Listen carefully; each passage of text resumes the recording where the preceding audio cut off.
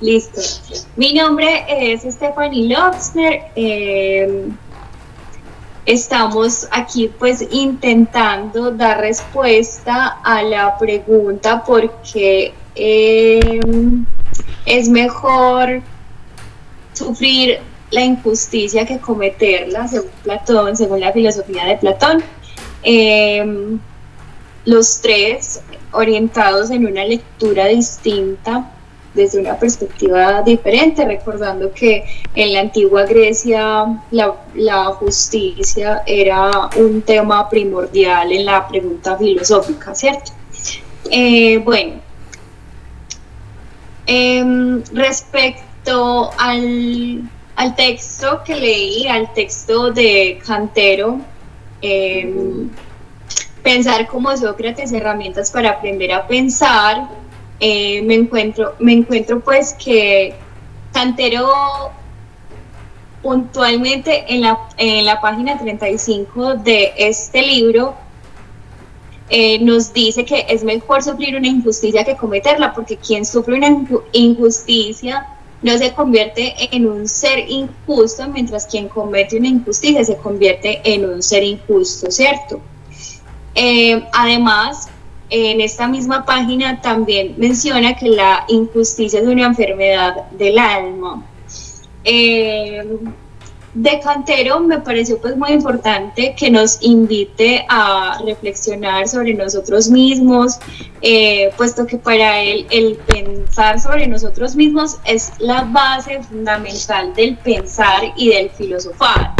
Además, no solamente del pensar y del filosofar, sino que también es de cierta manera algo honroso para el alma y nos hace seres virtuosos, permitiéndonos pues llegar a la felicidad obrando justamente, ¿cierto? Entonces, de aquí nos surgía la pregunta de por qué se relaciona la felicidad con la justicia, ¿cierto? Entonces yo les quería preguntar pues como qué relación veíamos nosotros en la justicia y la felicidad, y no solamente la relación justicia y felicidad, sino también qué piensan ustedes sobre esa frase de Cantero de que la injusticia es una enfermedad del alma. Pues entonces, ¿por qué también se relaciona la justicia y el alma? Y por qué el conocernos a nosotros mismos nos hace virtuosos, ¿cierto? Entonces, no sé si tengan algo que aportar respecto a las citas que tengo de Cantero.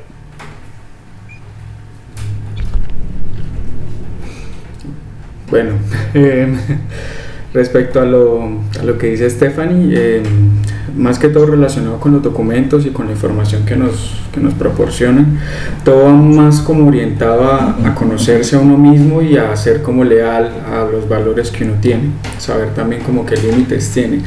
Entonces por eso lo relacionan mucho con la felicidad.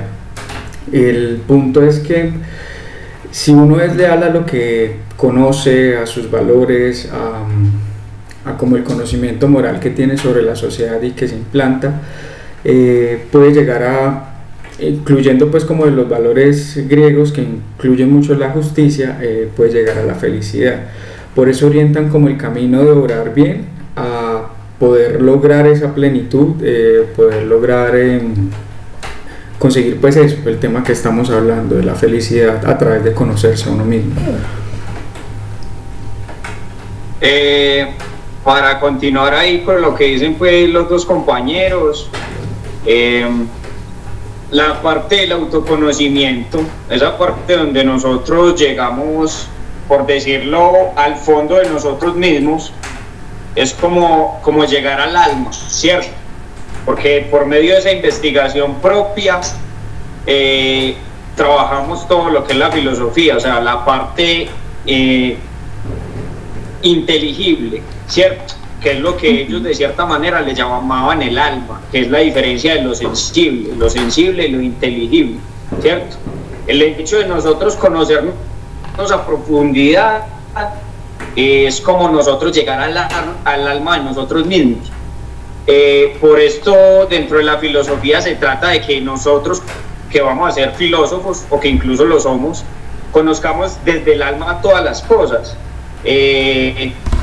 Lo que es Platón y Sócrates en los diálogos hablaban mucho de conocer las cosas desde el alma, de ir a la profundidad, que incluso eso también era la controversia que tenían con los sofistas, porque los sofistas de cierta manera hablaban de una manera muy elocuente, pero muy superficial, no iban al alma de las cosas. Incluso acá tengo algo que decía pues Platón sobre los sofistas. El orador, que es el sofista, no necesitaría conocer la naturaleza de las cosas, que es como llegar al alma, sino una mera apariencia, y no se interesaría por la verdad, sino solo por la verosimilitud, que es la opinión de la muchedumbre. ¿Qué pasa? Si nosotros llegamos a ese punto profundo del alma, que no es la parte sensible, sino la parte inteligible, vamos a llegar a la felicidad, ¿cierto? Porque vamos a llegar a la profundidad de todas las cosas. Incluso puede que la verdad no sea para mucha gente, ay, que lo mejor, pero nosotros esa es como la finalidad, pues, teniendo en cuenta lo que es actual de esos filósofos. O sea, eso es lo que nos quedaría a nosotros, ir hacia la verdad, que esa es la felicidad pues que nosotros deberíamos tener, y de esa manera, por medio de esas virtudes, ir hacia la justicia o el bien. Así es. Ahí... Bueno, yo quiero aportar algo, y es respecto pues a uno de los documentos propuestos en la guía para realizar esta actividad, sobre todo pues en la parte del diálogo individual. Y es que en este diálogo Gorgias, allí Platón es donde dice puntualmente que es mejor sufrir la injusticia que cometerla, ¿cierto? Es claro que para Platón la justicia es una de las mayores virtudes, ¿cierto? Recordando que la virtud para Platón reside en el alma. Por lo tanto, entonces, actuar de manera injusta corrompe el alma y nos hace seres carentes de virtud. Según Platón, el fin último del hombre, o el propósito del hombre, es llegar a la felicidad, ¿cierto? Sin embargo, cuando uno actúa injustamente, es imposible llegar a ello. ¿Por qué es imposible llegar a ello? Perdón. Porque ya me estaba poniendo yo aquí bien freudiana. Es imposible llegar a ello porque una persona que actúa injustamente, al corromper su alma y al carecer de virtud, pues claramente no puede llegar a ser feliz. Entonces creo que eso también responde mucho a la pregunta de por qué es mejor sufrir la injusticia que cometerla, ¿cierto? No sé si tengan también algo que aportar respecto a eso, o si quieren aportar algo distinto, pues. Pues respecto a las... Es que la justicia es una de las virtudes socráticas. Entonces, Sócrates, yo creo que muy puntualmente dice que para llegar a la felicidad hay que orientar como las acciones a la virtud. Pero él hablaba de que virtud era conocer lo que está bien, pero no solo conocerlo, sino también aplicarlo, o sea, ponerlo en práctica. Si uno no pone en práctica lo que sabe que está bien y simplemente, bueno, yo sé que algo está bien y no lo hago, entonces no va a lograr llegar a la felicidad. O sea, él coloca como virtud igual a felicidad, pero si se cumplen como todos esos valores socráticos que creo que son justicia, templanza, no recuerdo los otros dos. Pero, o sea, la justicia él la nombra muchísimo, como en sus textos o en sus conversaciones. Eso también lo vemos en la parte de la muerte de Sócrates. En esa era que como un cómic, Sí, ¿cierto? sí, estaba como Donde, en ese formato. sí, donde se ve que el hecho de él llevar sus principios, de conocerse tanto interiormente, lo lleva a respetar como una sentencia que le dan, venga, es que usted está sentenciado a muerte, y él lo toma de una manera pues como muy tranquilo, ¿cierto?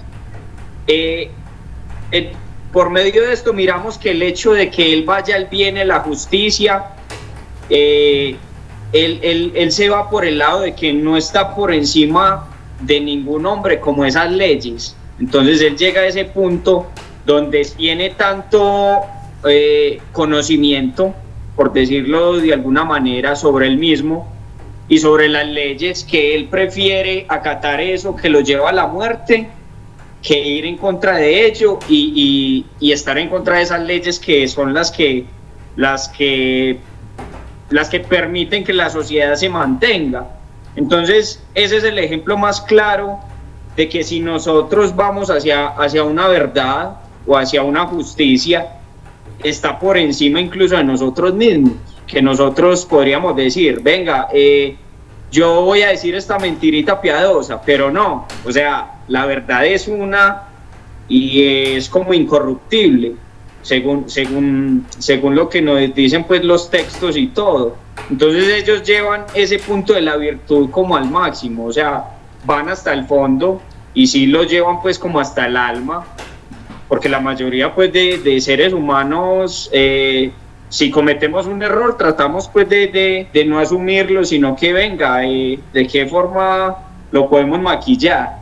Entonces eso nos deja como esa enseñanza tan fuerte de que debemos tener esa ética tan profunda, debemos analizarnos a nosotros mismos y de alguna manera respetar las leyes que por decir los colombianos nos la pasamos por la galleta. Entonces es algo que nos deja pues como para la actualidad y que nos lleva pues a pensar de una manera muy profunda. Yo creo que en el cómic hay como que un mensaje implícito respecto a la justicia y respecto también al tema que nos proponen, que es mejor sufrirla que hacerla. Y es que a pesar de que él está muriendo, pues que lo están condenando, sentenciando a muerte, a que se tome la cicuta, el mensaje de él es como que todos se queden tranquilos, como que sigan sus principios. Incluso le dice a los hijos como que actúen bien, no obren mal, no, o sea, como que no se siga sembrando más injusticia o sembrando más maldad. Y él trata de mantener a todos tranquilos, aleja a las mujeres, trata de ir como a arreglarse, a bañarse para que no tengan que lavar un cadáver tan sucio. Entonces siempre procura como hacer todo bien para que sea como más, para que el mensaje de la muerte de él sea ese, o sea transmitir justicia. Entonces eso fue como algo de lo que más me gustó del cómic. Incluso bueno, ahí... Perdón, sigue Daniel. Incluso ahí podemos mirar que es más la enseñanza desde el ejemplo, que no desde es que soy muy elocuente y soy un orador, soy como un sofista, o sea, hablo muy bonito, pero a la final no hago nada. Esa es la forma más clara de ver que es como esa enseñanza desde el ejemplo, eso es. Ahí remata. Hay un término que Felipe usa mucho respecto al sofista o al sofismo, y es que los filósofos de esa época lo tachan bastante, y es como que sofismo es como la forma de persuadir a alguien para que haga algo que yo quiero, es decir, como una cierta manipulación, porque solamente hablaban y hablaban y hablaban, entonces no hablaban desde la verdad, sino que procuraban como que llevar a la persona por el camino que a ellos más les convenía. Entonces pienso yo que ellos se contraponen mucho contra los sofistas como para tratar de equilibrar ese comportamiento injusto que pues regaba muchos antivalores en la sociedad.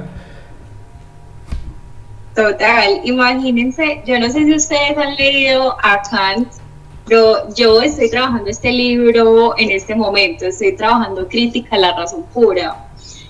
Y me causa mucha, pues aquí ya saliéndonos un poquito de contexto, me causa mucha gracia cómo él usa los sofistas para referirse como de manera peyorativa a las personas que que se hacen preguntas y que dan respuestas súper elaboradas, pero que al fin y al cabo carecen de razón, de verdad. Entonces es como no vamos a incurrir a este sofisma, es muy charro, pues hay como paréntesis. Es muy aplicable el concepto. Ajá. Incluso hoy lo vemos en los políticos, pues los políticos es el sofisma más grande, son personas súper elocuentes y donde uno no tuviera esa capacidad de discernir, pues la enredada que le meten a uno es la berraca. Total. Y ahí también está como la pregunta porque yo no sé si ustedes recuerdan bien que en el diálogo que había de la muerte de Sócrates, era también pues como muy orientado al como agarrarse y a cumplir siempre todas las leyes. Entonces, si las leyes son injustas y yo obro de tal manera, se hacen justas porque las estoy siguiendo. O qué, pues eso es como, o sea, mira, como por decir, cómo son las leyes en los países de Medio Oriente respecto a las mujeres y todo eso. A mí me parece súper injusto que ellos actúen de esa manera. Sin embargo, para ellos es justicia porque están siguiendo sus leyes. Entonces yo, no sé, creo que ahí también la justicia puede caer en cierta subjetividad o manipulación, y cómo la cultura está permeada, y cómo la cultura influye en ese pensamiento sobre lo que es justicia y lo que no es justicia. Es que lo que pasa es que dale. Algo que se critica actualmente del pensamiento socrático es que, como Sócrates decía que para las leyes solamente debía estar una persona preparada, entonces ese comentario es muy discriminatorio.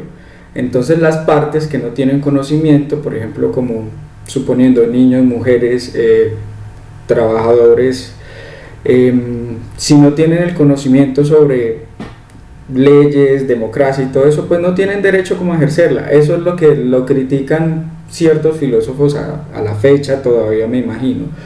Pero yo siento que con eso, como nos enseñan en la academia, es a no ser dogmáticos, es decir, a buscar que, como nos enseñaron el primer semestre, somos seres netamente morales, entonces sabemos lo que está bien y que causar dolor no está bien. Entonces si uno busca como una equidad, en el interior de uno se empieza a desarrollar como esa justicia. Entonces es como mi aporte. Sí, iba yo a agregar que lo que ustedes mencionan, recuerdo haber leído algo y haber visto unos videos de Adela Cortina, que es una filósofa española, que incluso le hace una traducción de la metafísica de las costumbres de Kant. Lo que pasa es que ella hablaba mucho como de la parte cultural y geográfica, por decir algo. Una de las cosas más crueles que hay es la mutilación del clítoris en mujeres africanas. Eso es una cosa muy brutal y sin embargo es un respeto en ese punto, pero yo lo veo como injusto, ¿cierto? Entonces, de cierta manera eso aplica en esa parte como cultural y si nos vamos a lo mismo que usted menciona, Kant, él dice de la universalidad. Hacer cosas que sean universales, o sea, que para la mayoría de la gente estén bien. Entonces, de cierta manera, si nos vamos a mirar, si nosotros llegamos a ese punto de profundizar tanto, de pensar en el otro, que eso lo hablaba también el documento de Cantero, que uno de cierta forma de tanto como introspección, autoconocimiento, empezaba a pensar como hacia el otro. Entonces tener esa justicia, al menos en el entorno donde uno se mantenga, ¿cierto? Que es como lo que uno puede hacer, porque muchas veces las leyes del mismo país son muy injustas, me parecen a mí. Es que yo creo que lo del bien y el mal a veces está como tan implícito en el alma y en la mente del ser humano, que muchas respuestas a eso, lo de la mutilación, que es el tema que habla Felipe. Entonces, porque tantas niñas y tantas mujeres de esas tribus escapan o migran o se salen. Entonces ahí empieza la migración de la cultura africana, porque esas niñas dicen, pues yo huí de donde, porque me iban a mutilar el clítoris prácticamente. Entonces ellas sabían que eso no estaba bien. O sea, yo creo que también va como muy relacionado al dolor y al sufrimiento, que debe ser otro tema más complejo para el pensamiento. Claro. Y otra cosita que de pronto puedo agregar, lo que hablaba pues Platón, de que era algo como ese pensamiento como para unos pocos, de cierta manera incluso se lee en los textos de filosofía lo que habla de la muchedumbre, del vulgo, que es como hacer una diferenciación de la gente que simplemente como que viven, pero no tienen un razonamiento más allá, no llegan como al alma de las cosas. Ujú. De cierta manera es como, se podría interpretar, tan maluco, pero uno conoce mucha gente que la vida les pasa de una manera como en blanco, pues, que ni siquiera se cuestionan. Ajá, Se pero es que cuestionan porque estoy en un trabajo que me molesta y pasan como en blanco. Si nos hasta vamos jubilarse. Sí, si nos vamos un poquito también como a otra filosofía más actual, el existencialismo dice eso, venga, ¿usted vive o existe? Entonces, de cierta manera, los filósofos siempre han tratado como que venga, piense más allá, que de cierta forma todos lo pueden tener, pero mucha gente no se acerca. Así es, eso mismo te iba a decir yo, pues no eso mismo, pero sí algo parecido, y es la tendencia a nihilizar de la contemporaneidad y el que ya pues todo murió, nada existe. Entonces siento pues que también eso influye mucho, porque pues imagínate en un tiempo donde el alma no existe, donde Dios no existe, mejor dicho, Kant mató la metafísica. Entonces son un montón de cosas que filosóficamente en la contemporaneidad han muerto, y eso anula muchas preguntas, pues incluso para qué preguntarse si nada existe. Pero bueno, ese ya entra ahí en el eso ya es harina de otro costal. En el bucle de lo absurdo y de lo... Pero saben que, bueno muchachos,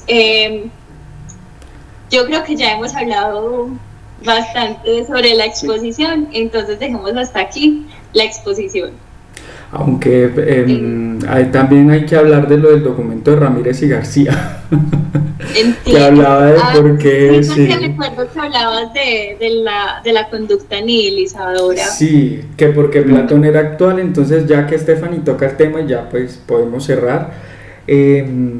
Como Platón también pues fue un discípulo de Sócrates, orientaba como que a buscar la verdad, y la verdad como la felicidad y la cosa más plena para los seres humanos.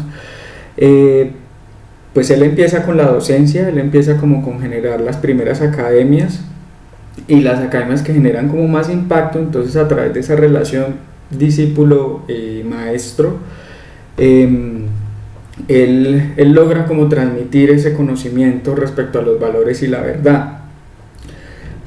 Orientarse hacia la verdad y hacia los valores le da como un propósito a la existencia. Entonces va retirando poco a poco como esa sensación nihilista y poco existencialista que tiene ahorita la sociedad. Entonces, porque es actual, ellos hacen mucho énfasis en eso, en que si se aplica la creencia, si se aplica la educación a los valores, a hacer el bien, a buscar la verdad, pues yo voy a encontrar como un significado a mi existencia. Si yo puedo aplicar todos esos conocimientos como una reacción agrupada de las diferentes ciencias y materias que haya, voy a encontrar muchas más verdades, si no lo hago como de forma independiente. Si yo me empiezo a cuestionar las cosas para tratar de mejorarlas, se van a evitar los dogmatismos y los fideísmos. O sea, se van a evitar todas esas cosas que hace que la gente se ponga una venda y crea que o su existencia es la única que vale la pena, o que la existencia no vale la pena. Entonces siento que el concepto de por qué Platón es actual es que nos permite reunificarnos como seres humanos, nos permite vernos más como una sociedad global y no tanto como un ser individual, que ahorita ese es el concepto, como que yo vivo por mí y me importa un resto de los demás. Ya.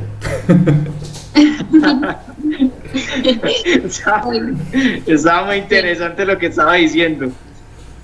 No, bueno, muchachos, yo creo que ya podemos dejar hasta acá la grabación. Listo.